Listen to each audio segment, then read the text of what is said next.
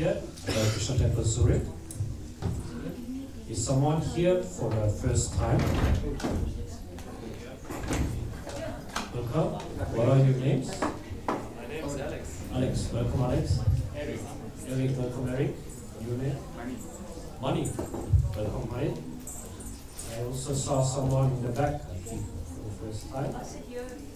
Also here. Welcome. Your name? Ali. Ali. Welcome. One more. I'm also Ali. Okay. Welcome, Ali, too. So our Sunday program, the program is as follows. Usually we have at 4 o'clock till 5 o'clock there will be a talk on the topic of Krishna consciousness, on Krishna conscious wisdom. At 5 o'clock there will be our vegetarian feast. At 6:15 guided mountain meditation. 7 o'clock a temple ceremony. And from 8 o'clock onwards, more kirtan, more singing of mantras. And for today's talk, we are here happy to invite for the speak Her Grace Devasri Radhika Devi. Please welcome her with a big Haribol. Many of you know her already. She is originally from India. And she has started practicing Krishna consciousness from a very, very early age of her childhood. And she's a disciple of His Holiness Bhakti Charu Maharaj and of also His Holiness Krishna Kshetra Maharaj. She's an attorney and currently pursuing a PhD in legal anthropology at the University of Bern.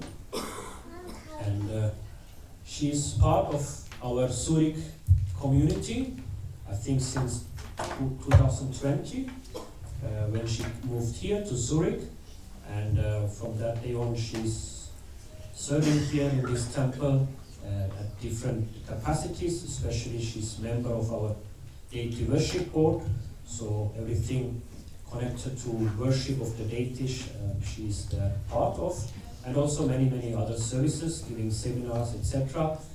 And today's talk is, what is the topic? Inner work of relationships. So inner work of relationships. So, and we are very happy to have you here. I think probably we need some space for the projector there. And before we start, two things. So that in order to make some space here, I request everyone here on the other side to please come closer. And about the translation, braucht jemand eine deutsche Übersetzung?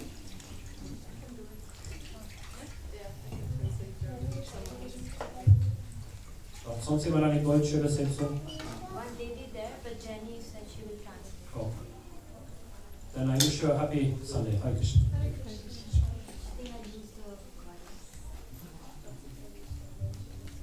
Hare Krishna. Welcome to Krishna Temple Zurich and to our Sunday Love Feast program. I'm very happy to see many familiar faces, but also new ones. It's very encouraging, but also a more nervous experience for me.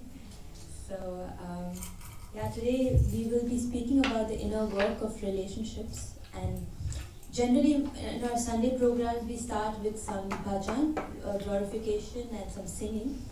But I think we had such a beautiful kirtan by Bea Shamakinkara, and the whole crew you saw. Please a round of applause for their beautiful kirtan. And we also have there Jenny, and then at the back Irina. Irina is translating in Russian and Jenny is translating in German. So a round of applause for their service also. So as you can see, I'm a person who really makes the audience work. It's nice to also have this interactive and involving experience. So while this setup is happening, this is Dr. Simon. He's the technical support. It's basically we just think of ideas and we dump it on him, and he makes it happen. So a round of applause for Dr. Simon also. So, because we had quite some bhajan, I will not continue with singing unless you really want to sing further. But I thought maybe we just start with a little bit of, an icebreaker. And the news is that this is of course taking a bit time, so I use that time. the news is I'm just struggling with a little bit of back pain. So you might find me making weird faces at times, and sometimes sitting and sometimes getting up. So don't feel, I hope it's not awkward for you, so I just wanted to put it out there. And yeah, and also I wanted to say I have a tendency to speak fast. And if you see that I'm speaking too fast and you're not able to understand, so do please let me know, raise your hand and just let me know. And once again, who are here for the first time?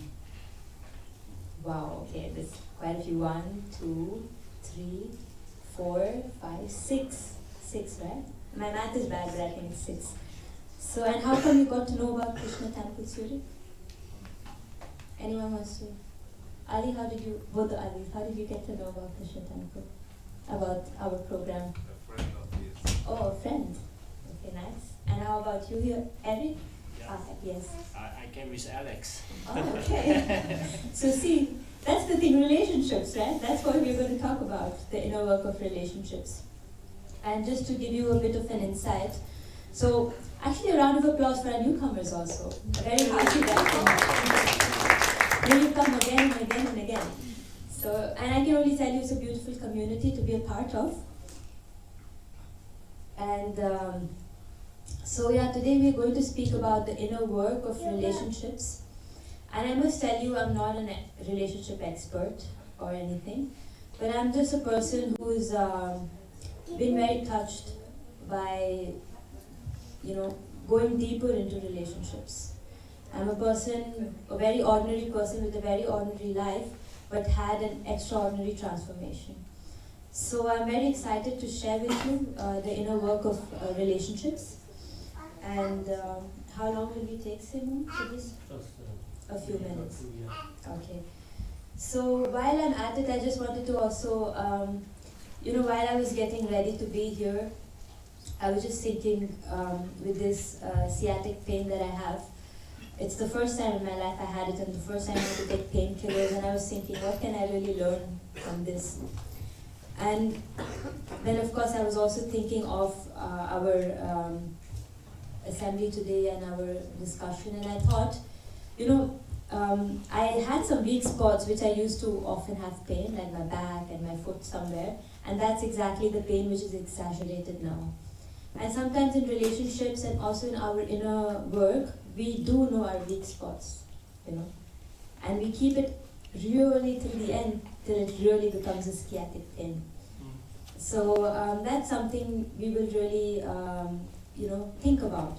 So today's talk is really to think together, and I would really like to reserve some time in the end for you to really open up, and because I feel it's the real meaning of community or coming together is about opening your heart.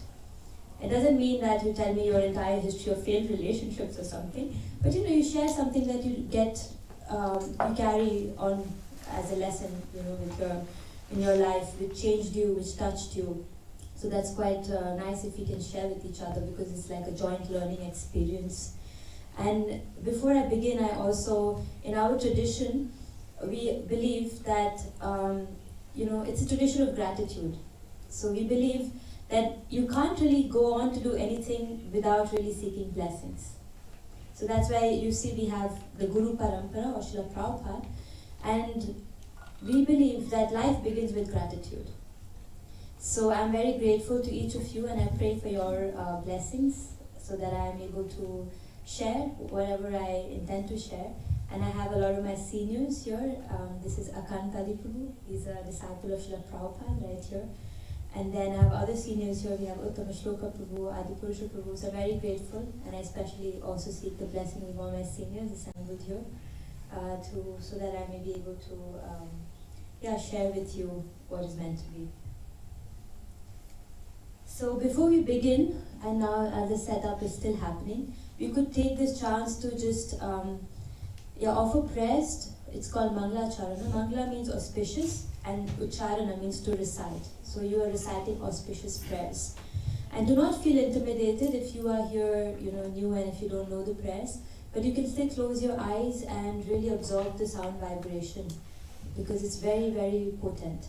And those of you who know the Mangla Charana, please chant along. ॐ अज्ञानतिमिरान्धस्य ज्ञानाञ्जनशलाकया चक्षुरुन्मिलितं येन तस्मै श्रीगुरुवे नमः। नमः ॐ विष्णुपदाय कृष्णपृष्ठाय भूतले श्रीमते भक्तिवेदान्त स्वामिनिति नामिने। नमस्ते सरस्वती देवे गौरवाणी प्रचारिणे निर्विशेषा शून्यवादी पाश्चात्यदेशधारिणे वाञ्छाकल्पतरुभ्यश्च कृपा सिन्धुभ्य एव च पतितानां पावनेभ्यो वैष्णवेभ्यो नमो नमः। जय श्री कृष्ण चैतन्य प्रभु नित्यानंद श्री अद्वैत गदाधर शिवासादि गौरभक्तवृंद। हरे कृष्णा कृष्णा कृष्णा हरे हरे हरे राम राम राम हरे हरे। श्री प्रभुपाद की जय। Is ready? Okay. I just need this name. Maybe we can put the holy name a bit more respectfully then. We can just hang it in that room. Thank you very much.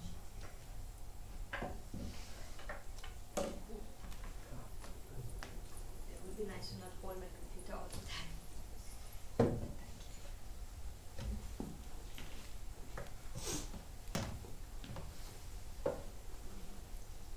Awesome. Oh, great. Thank you very much.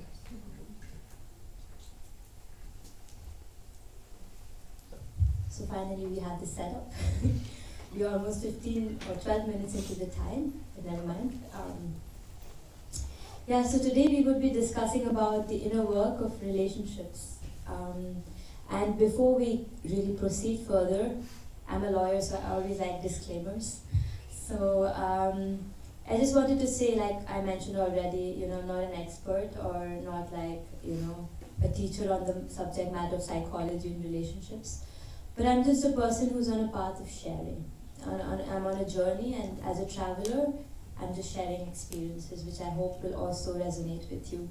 And feel also encouraged to share your experiences when we find the time. So, so this is the question for us today. Have you ever wanted to build something or learn something, but didn't know what steps to take to reach your goal? Anyone ever tried to learn something? Yeah. All of us, I guess, naturally. But did you ever try to learn something, and how did you go about it? What steps did you take? Yes, Adipur. I accepted a teacher. You accepted a teacher. Very nice. I said I make my audience work. So, what else? What do you do if you try to learn something new? Just Yes, try. Just try it, right? Yeah, that's also a good one. I was thinking of deconstructing. I have a little bit of a complicated mind. So deconstruction is basically a method of breaking something down into manageable chunks so you can more easily understand it. So as a part of my New Year resolution, I try to do something that I try to learn more scriptural verses in Sanskrit and stuff. So what I do is I break it down, I break it word by word, and I try to understand the meaning and then try to learn the whole verse. So what I'm essentially doing is I'm deconstructing it. And you must be thinking, okay, we started with relationships, why are we talking about deconstruction now? How is it connected? It's because we have a breakout session. So like I already warned you, audience will work. So it's not really work, but it's just, we open up a little bit and loosen up a little bit because, oops, yeah, that's my family. So, this breakout session will be, we will divide the hall into two and we will have a discussion. And this discussion is going to be very easy. So, or maybe not. We divide maybe from here, wherever Simone is sitting, on that side will be, your question is what are relationships? You can talk with the person next to you or however, behind you if you don't like the person next to you. So just discuss what are relationships. And for this part of the audience, we will talk about what is inner work. Because if you remember, the subject was the inner work of relationships. So we are deconstructing the topic. So please discuss. I give you like 5 minutes. So please discuss what is relationships for you or generally the idea and what is inner work. All the best.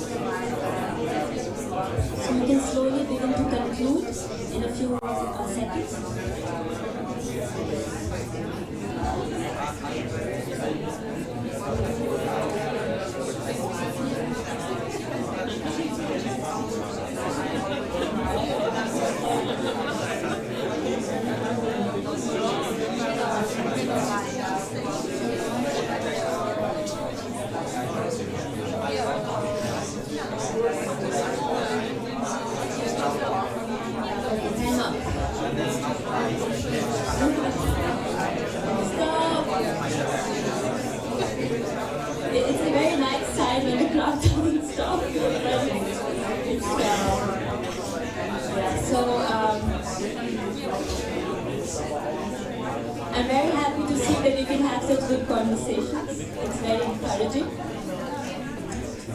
But I was also thinking that, Shanti. But I was also thinking that I put the introverts in a very awkward position. You know, being an introvert myself, I can understand. Whenever there's like a breakout session, like, oh no, come on.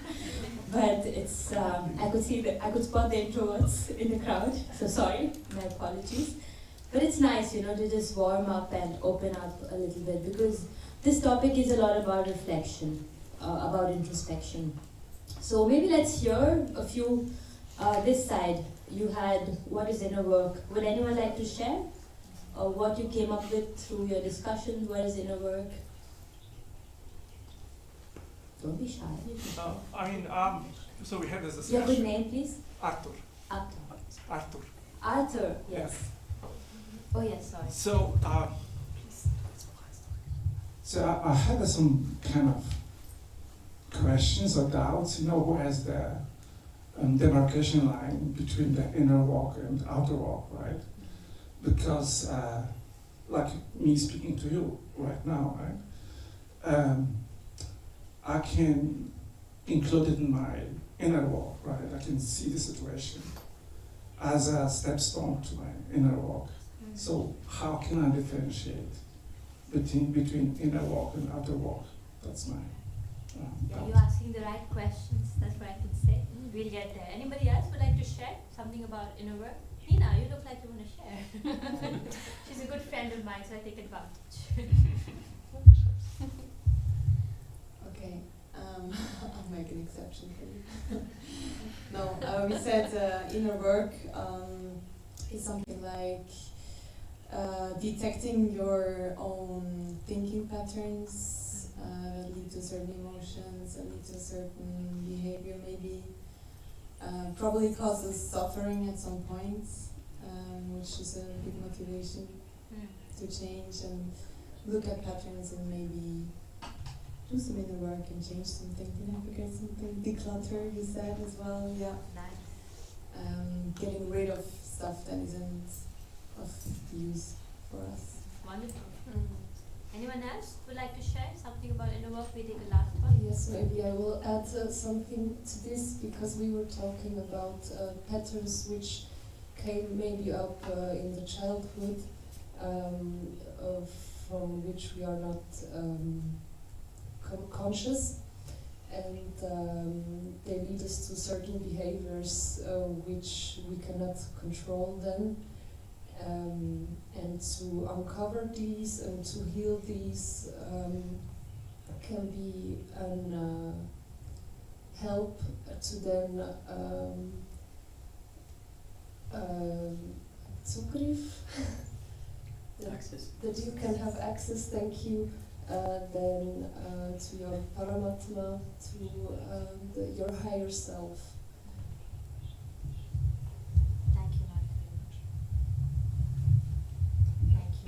So yes, it's nice, you know, we are already thinking in that direction. Thank you. What about relationships? Who would like to share something about relationships? It better be as good as the other party. No. in that case, I'm going to pass it on. Remind us the name again. You met last My name's Robert. Robert. Yes, you were there last Sunday. Yes, I was. So I would characterize relationships as. A bit closer. I would characterize relationships as subtle connection. The nature of the connection is typically via some kind of commonality, whether a commonality is abstract or could take on many forms. But the underlying thought is subtle connection. It can manifest in different ways. Wonderful. Thank you. We take maybe two more about relationships. We have two hands at the back. Jenny? Well, from the first part of the incarnation here on earth, we are in relationships. And if we are really aware, Krishna is everywhere, so So we can be always in a relationship because Krishna is in every heart, in every living being, everywhere. And yes, it's up to us how we go into this relationship. Do we want to be really in love, in joy, in this relationship, and seeing Krishna, and with gratitude? This is leading to happiness, more happiness in the world. And yeah, it's only thinking about oneself and not seeing Krishna everywhere is like leading to isolation, to selfishness, and not so much to happiness. So, yeah, it's the quality that decides what we choose. It's like, yeah. Thank you, Jenny. Yeah, Very thank you. insightful. Thank you very much. Hare Krishna. And we had Sri Rampu there at the back. You also raised your hand. So what is relationships, or what are relationships? I think one of the interesting things that is very difficult to find a definition because it's so natural. It's coming Good from one. spiritual world, and so we are connected with God, and this connection is based on love, and so we are connected here also in connection which should be based on love, and this is like a glue, which is connect everything to each other, and this relationship in this material world should be a little bit based on knowledge and science. Then we understand our position with other people and other objects. And the more we understand this relationship, then more our life is successful. And what I want to add is that this relationship must be always active. So we think that we don't have to do anything, but actually relationship is very active thing. So we have to do Thank you. things. Thank you very much. I can please have the mic back. Nice, very interesting perspectives on relationships. Thank you very much, Suma. Yeah, very interesting perspectives. And yeah, like relationships are like invisible glue, no? Like it binds you with people, but you can't really define it.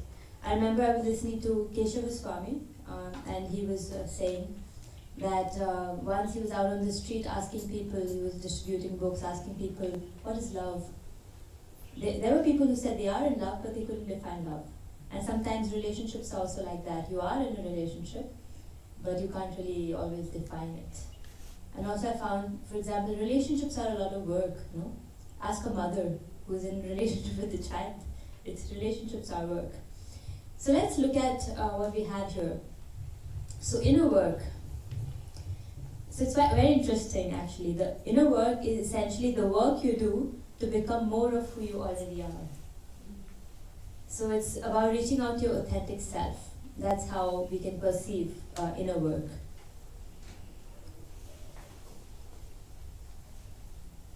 So here are some definitions that I put together, or understandings of inner work that I put together. A process of better understanding yourself and the way you react to life. So like you had this question, right, Arthur? The outer world and the inner world, like the outer work and inner work. So your inner work kind of connects with the outer work. And doing inner work is simply about stepping into your power and no longer playing the victim. You know, sometimes I have also done this, and I often have friends saying that, you know, life treated me like this, or my friend treated me like this. But you're still kind of putting yourself on a lower mold, actually.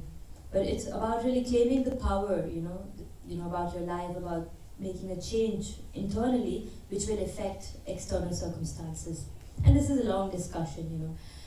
An intentional self-exploration, which is instrumental in helping you identify and overcome limiting beliefs and patterns.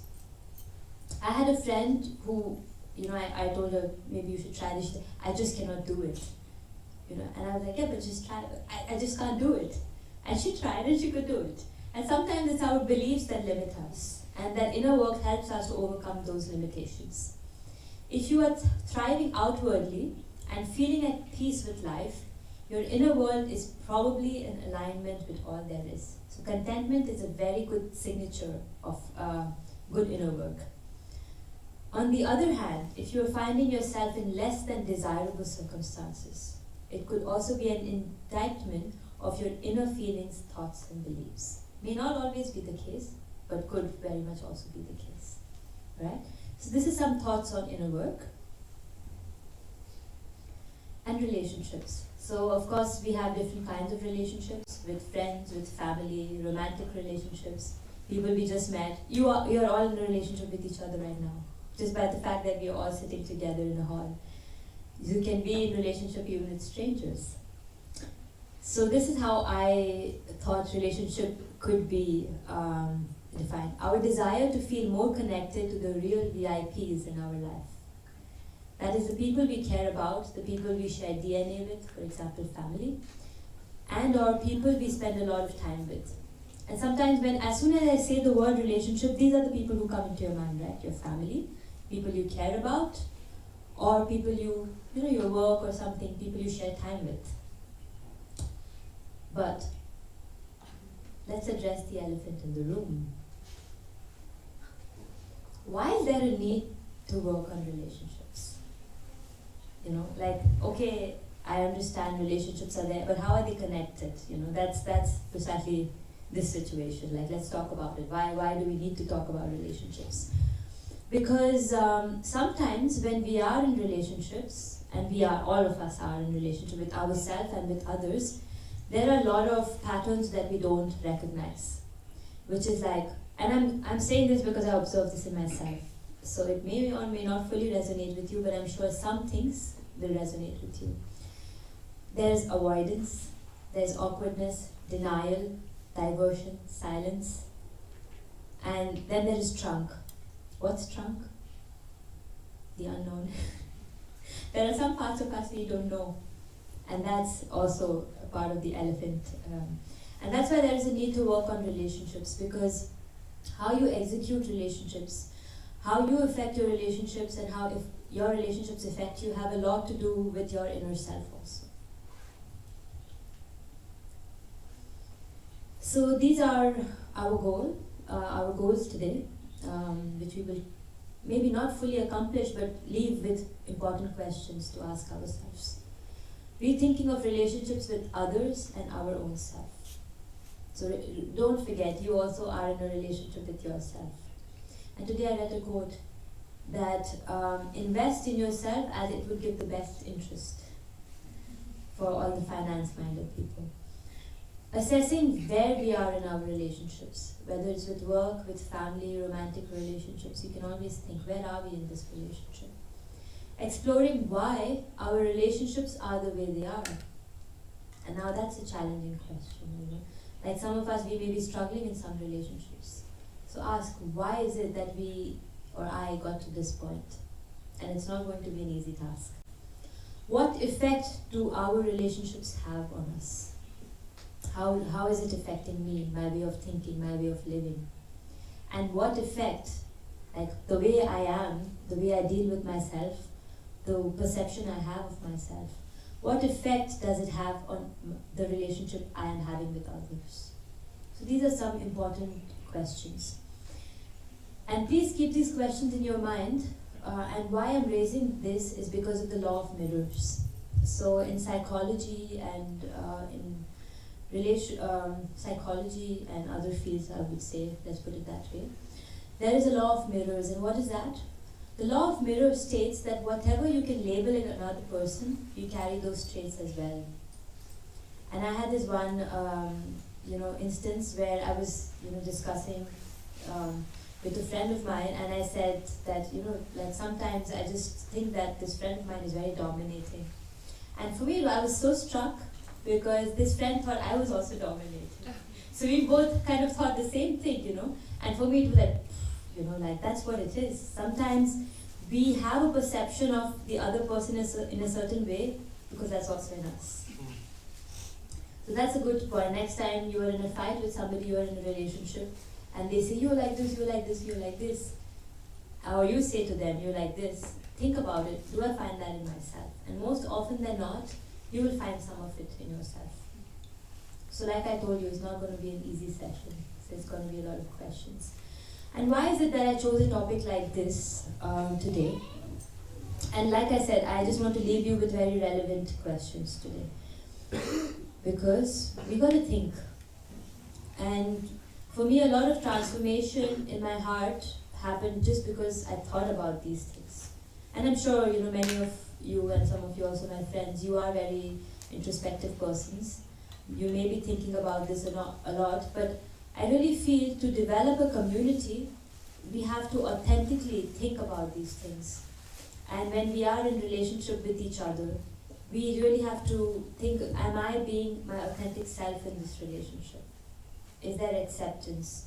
What am I, the image that I'm having of this person, how is it being framed by my image of myself? So these kind of questions. And that's why, for me, it's something I set out on, to really explore the power of introspection. And I urge you to also delve a lot into introspection. And what is introspection essentially? Introspection is basically assessing our mental thoughts, feelings, and emotions. I mean, how many of you do this exercise, just sitting down with your thoughts? Have you ever done it? How many of you do this? Quite a few of you, but many of you not. Just sit down with your thoughts and, just feel what you're feeling actually. And there was this one time I was talking with a friend who was just like ranting on and on and on. I was like, just feel it, And I also had this one experience. I was speaking with a mentor of mine, and I was saying this and that and that and that. And the mentor kept silent. And I thought I was done, and it was very awkward, the silence. And I was like, is this person bored or is not there or what? And then I also kept silent for a bit, and I began to say more and more. And there were things which I never knew were going to come out, and then they came out. I didn't even know they existed. So that's the power of silence.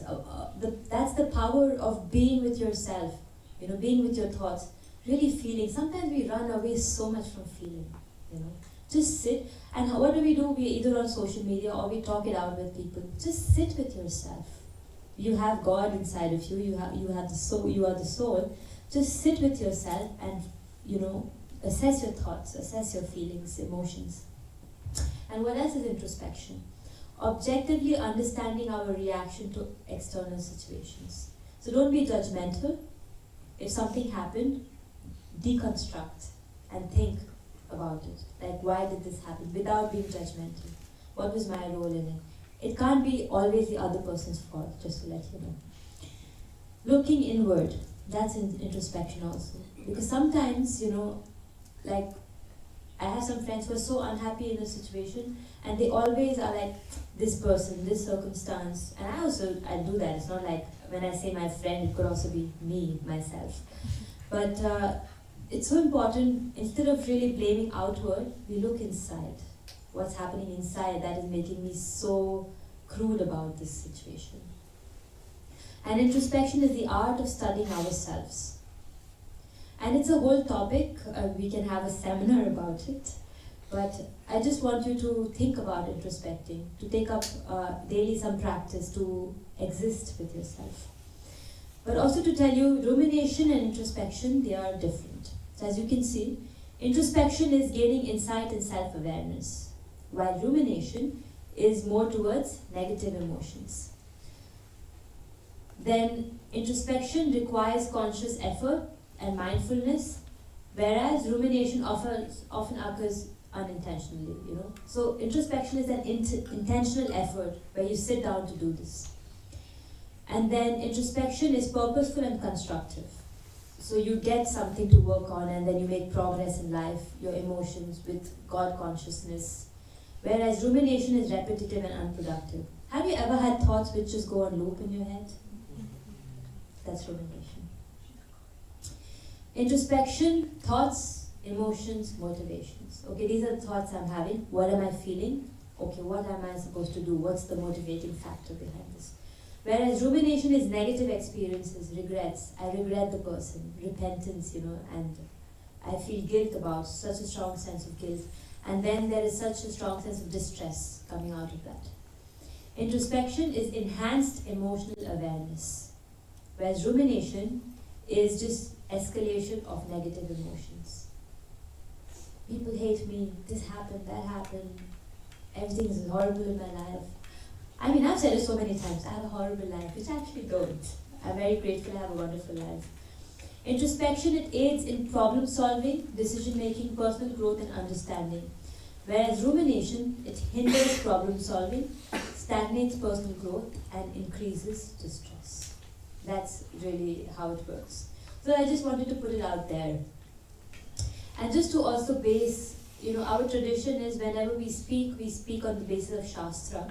So I just wanted to draw home the point. It's a verse from the Bhagavad Gita, which actually emphasizes on harnessing the tool of your inner world. Right? When we speak of inner work or inner world.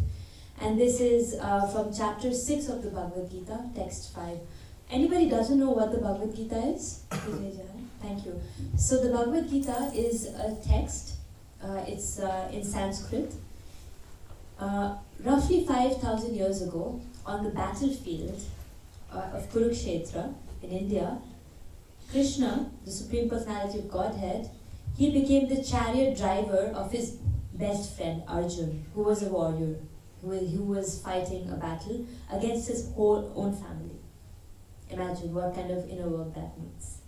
So Krishna then, in roughly 30 minutes, gave him some knowledge which is being used by businesses, by psychologists. So that's how powerful it is. And at the shop there you will also find the Bhagavad Gita as it is, which is a compilation of all the verses. It's 700 verses. And this is ancient wisdom given by Krishna to Arjun. And this is roughly, does that help? That's okay, a rough idea about the Bhagavad Gita. So in this text, Krishna says, one must deliver himself or herself with the help of his mind and not degrade himself. The mind is the friend of the conditioned soul and his enemy as well.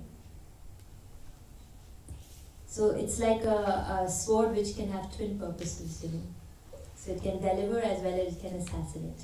So the mind can be a good friend, and many of us know this verse. The mind can be a good friend as well as a good enemy. And a few days ago I was sharing this one thing I heard in a lecture. Once there was a man, and he had 2 sons, and the man was an alcoholic. And after some years when he departed, one of his sons became an alcoholic, and the other son became a police officer. So a friend of their family went to the sons and asked them that, why did you become an alcoholic? And you know what the reply of the son was? Because my dad was an alcoholic. Okay, fair enough. Then the person goes to the son who was a police officer and said, how come you ended up being a police officer? He said, because my dad was an alcoholic. So you see, the same life situation can be adopted can have such a different meaning for us on an individual level. So that's the inner work, When you do the inner work, you are able to really use your mind as your friend. And I also wanted to bring this example. How many of you have bitten your tongue with your own teeth? Don't be shy. All of us, right? And why do I remind you of this? Because in Srimad Bhagavatam, it's another text which was written several thousand years ago. This Srimad Bhagavatam talks about incarnations of Krishna and pastimes of Krishna. This again gives another timeless wisdom. And Srimad Bhagavatam in Canto 11 has a very beautiful section which is called the Bhikshu Gita. The Bhikshu Gita is actually a narration of a pastime of a Brahmana.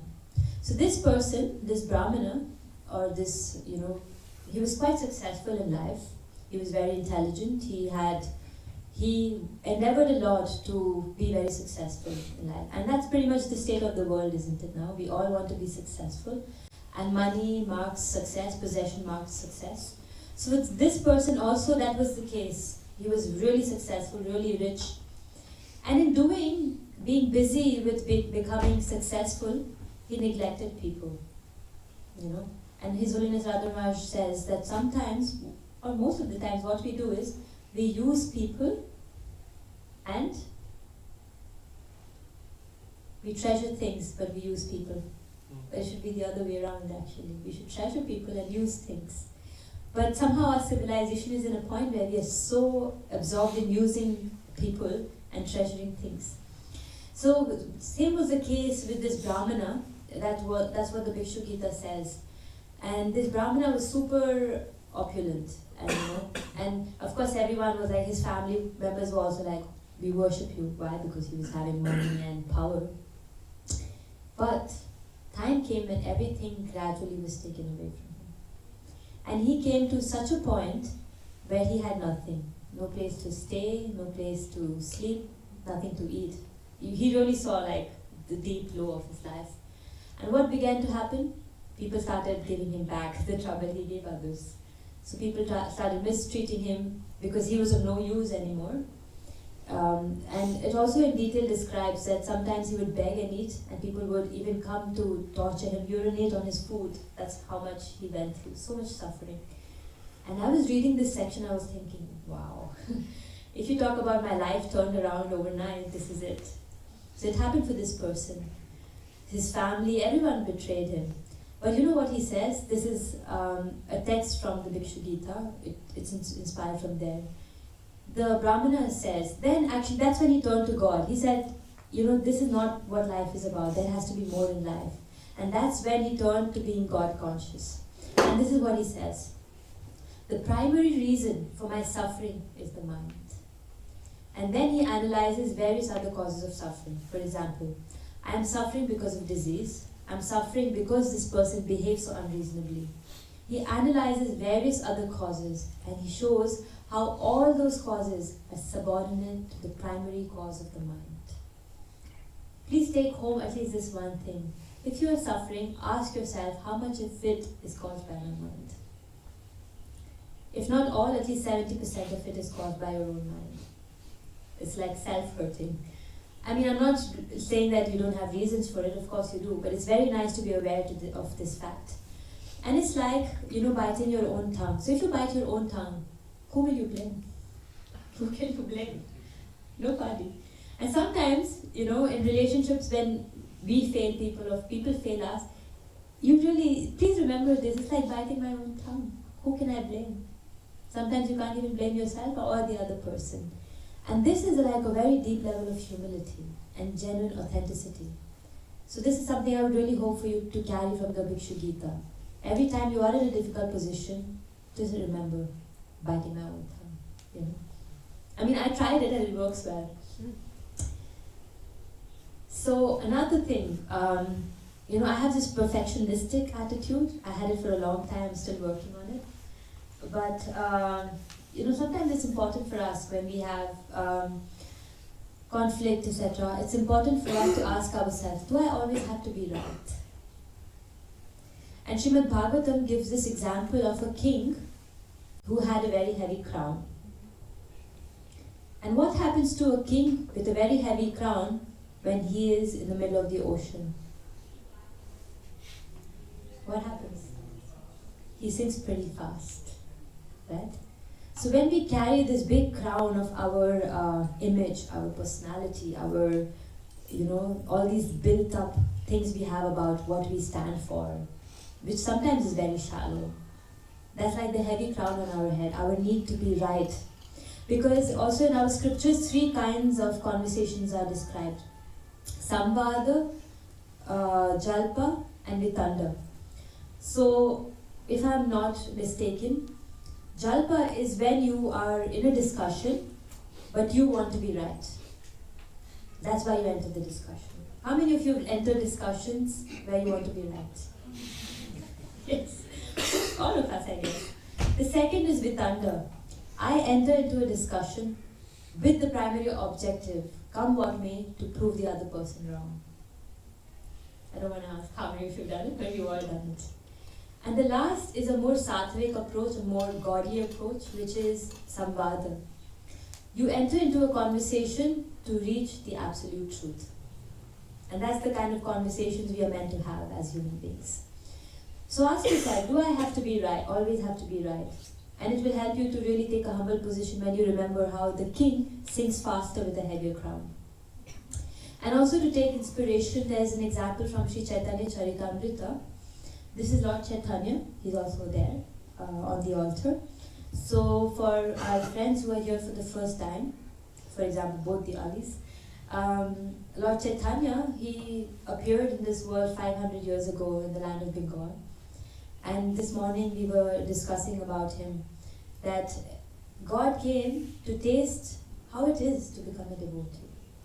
You know, all of us sometimes we say we're trying to become a devotee. It's so exceptional that God appeared just to taste what it is like. So imagine how incredible it is. So how incredible and how elated we should be feeling, imagine. At least I'm not there, but it gives me hope. So Sri Chaitanya Charitamrita, which is a biographical, you could say, rendition of Lord Chaitanya's life, it has one pastime which took place in Benares. So in Benares, in India, many of you may be knowing the city of Benares in India, right? So it's a very holy place. And in Benares in India, there, you know, they have these scholarly sannyasis or renunciates who used to stay.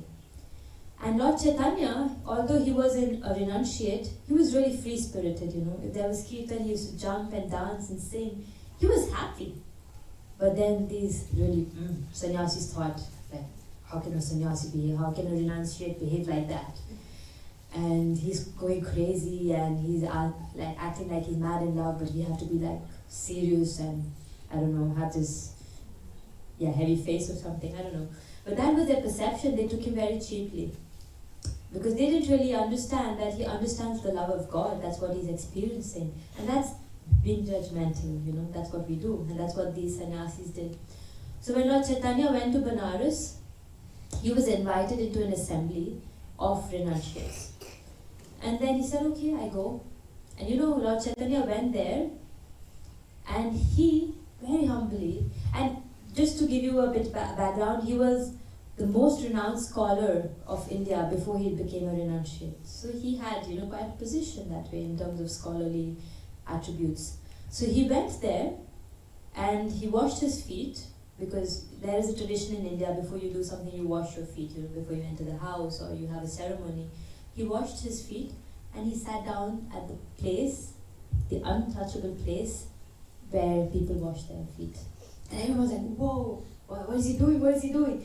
Because, you know, a renunciate, they have so much personality, and also sometimes, at least in this context, for the Benares renunciates and sannyasis, there was so much, you know, they had this thing about them. They never would do something like this, but Lord Chaitanya, displaying his humility, he said, I'm a fool, I can just sit here. That was his deep humility. And they were so deeply transformed.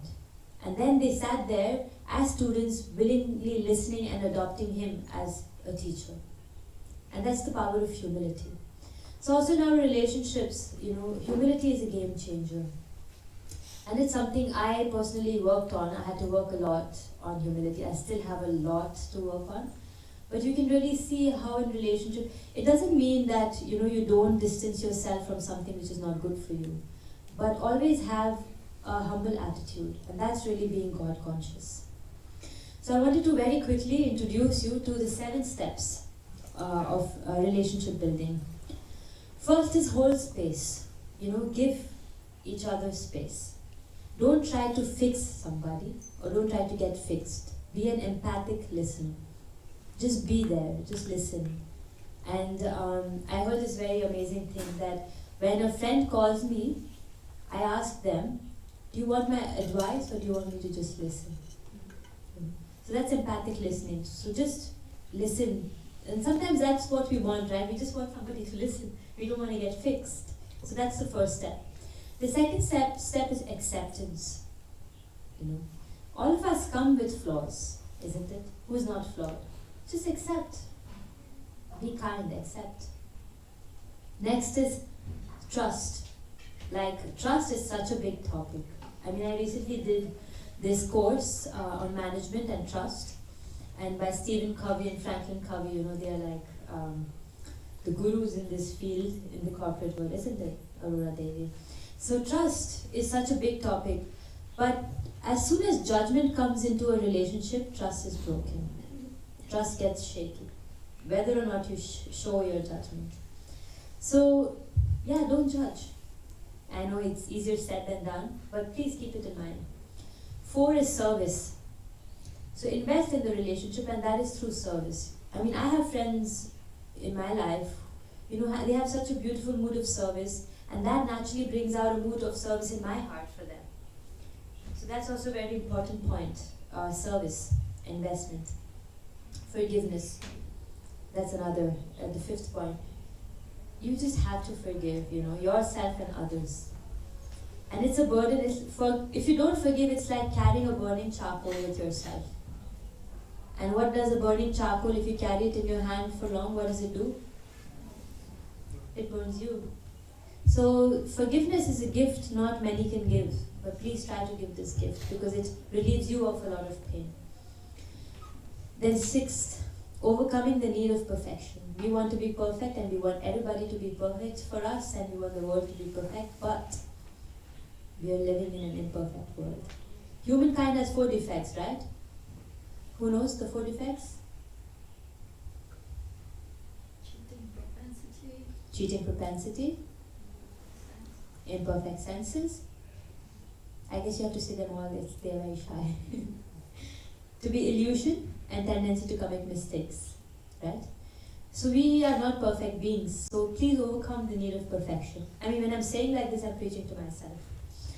And 7th is to really have a genuine connection. That is very important. To be really genuinely interested in connection. So this is something also I heard from Keshav Maharaj. I'm very close to concluding.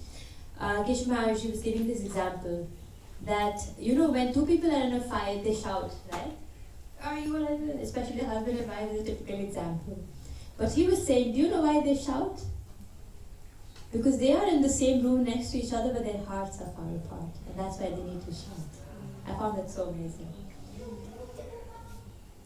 So this is a question I asked myself, and I would ask you to ask yourself. Please actually, you know, don't just listen and go. Please use it as a tool, what we are doing here today together. Do the people I love feel loved? Ask yourself this question. The people I love, I say I love, do they feel loved? It could be our parents, our romantic partner, could be friends, could be work relationship. So do they really feel what I'm trying to be in the relationship? So just some pointers. You don't have to wait for a life or death situation to clean up the relationships that matter to you. Now is the time. Building closer relationships can involve the hard work of recognizing years of long-held beliefs, committing to honesty, and wiping away old grudges. Be a first responder. You know, sometimes you wait, yeah, but the other person should do it. No, be the first responder. The essential ingredient to maintaining the bonds are respect and curiosity. Have respect for the other persons, however they are, whatever they are, and be curious, why are they like this? And why is it important to work on our inner world? It's because it makes us soft-hearted and strong-minded. And why is that important? Because this is something from the Nectar of Devotion, authored by Srila Prabhupada. In the chapter 31st, it says, a soft heart is compared to honey, to butter and to nectar. These are all very soft and sweet things, isn't it? The condition of the mind is compared to sunshine. As honey and butter become melted even in slight sunshine, soft-hearted persons become easily melted. Nectar, however, is by its nature always liquid, and the hearts of those who are in pure ecstatic love with Krishna are by nature always liquefied just like nectar. So that's what the heart needs to be, like nectar, like butter, like honey. And what is the sunshine? The mind. And why is it important to be soft-hearted and strong-minded? So that we can have that in the heart. to really feel the presence of God truly in the heart, soft-heartedness is very important. And it's something I'm coming to recognize more and more in my personal practice. And soft-heartedness, really, don't forget, soft-heartedness comes with strong-mindedness. So when you are doing the inner work, it's actually working on a soft heart and a strong mind. So I wish you all the best for your journey forward. And please take this opportunity to use the tools and reflect. You know, we went about the tongue, biting your own tongue, the heavy crown, these examples, the example of Lord Chaitanya from Bhikshu Gita. And in the end, to really ask ourselves the question, am I doing the inner work and how can I go about it? So these were some thoughts that I wanted to share with you. It's exactly 5 now. And it's always the case. I always feel like, oh, we should open up, but then it's time. I don't want to hold you back. It's already 5 o'clock and I know many of you look forward to the feast. You're very much free to go ahead and take the prasadam, which is sanctified food. It's being served outside from 5 onwards. But in case anyone has any question or has any comments, want to share something, now would be a time. And I don't know, Arthur, do you think now it's a bit clear how the inner world and outer world are related?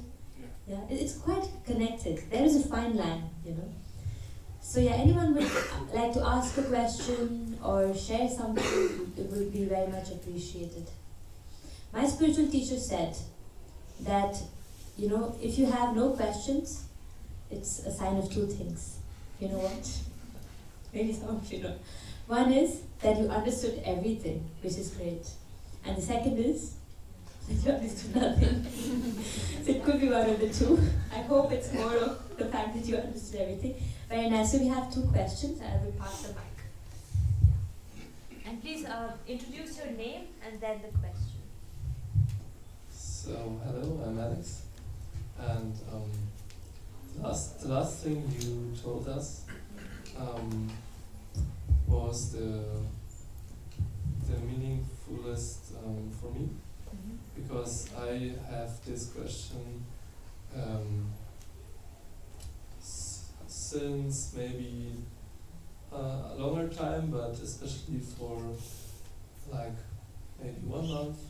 Last December I had this, it was so clear that I have this question. I don't know how to show my family or someone I really love this kind of sweetness, and I maybe didn't see probably the answer of it to bring to mind with. Yes. Very meaningful question, Alex. Thank you. And yeah, you know, I was just thinking while you were talking, sometimes when you go shopping, they have these things which are like free size, and it mostly never fits you right, you know, because it's free size. Similarly with how we invest ourselves in a relationship, you don't have a free size advice, it's very individual. But I can only share with you what helped me. One is from the scriptures and one is something you know, there was this thing going around at least a year or 2 or even more ago, the 5 love languages. You know, we all manifest ourselves in 5 ways. And also in the Upadeshamrita, it's another book by our teachers, the 6 Goswamis, who were direct disciples of Lord Chaitanya. They give Dadati Prati Grinati, Goyam Akhyati Prichati. They give this example of how, you know, when you are in a relationship, you give gifts and you receive gifts. That's one. You confide in them and they confide in you. So these are the different kind of exchanging. You take meals together, so you share those moments. And also Gary Chapman in 5 love languages, he talks about, please remind me about service. So how we express ourselves in relationships is also very individual. So it is service, what else? Affirmations, service, gifts, quality time. Yeah, there are these 5, you know. So, yeah, thank you for kind of patching it up, that when we invest ourselves in our relationship, we have to also know what is our love language, you know, and also take inspiration from the Upadeshamrita, which talks about these very, human relationships we should have. Having God as the center, that's basically the base of our relationships.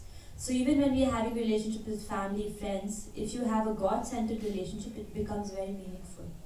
Try it out, because then you can really go beyond your ego, beyond yourself, and transcend for a higher purpose. And having that higher purpose is very important, because when I was undergoing this trust building relationship workshop, they said that what really rescues businesses from breaking is the higher purpose. And that is so relevant for our relationships also, If you have a higher purpose, then we can really extend ourselves to work in our relationships also. Does that help, Alex? Yeah, thank you very much. Thank you very much. We had one more question. Shirakubu, you had a question? The mic is coming to you. I just raised my hand because no one was. Thank you. See, I didn't plant questions. So.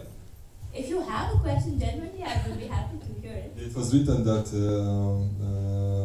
don't judge, and it's related with trust. Yeah. So if you could open this a little bit, because my understanding to judge is something can be something positive and can be something negative. Yeah. And if you just trust and you don't judge, your trust can be really can disappoint you. Yeah, right. Actually, trust is a very big subject matter. I'm working also on a little bit of materials on that to kind of prepare for the future also on trust relationships.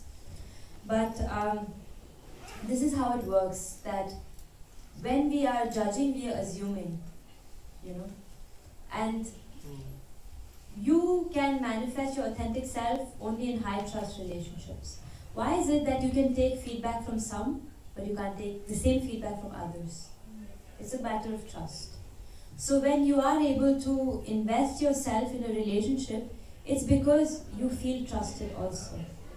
Which means, because you have to understand, we are human beings, we have a fine sense of circumstances and people.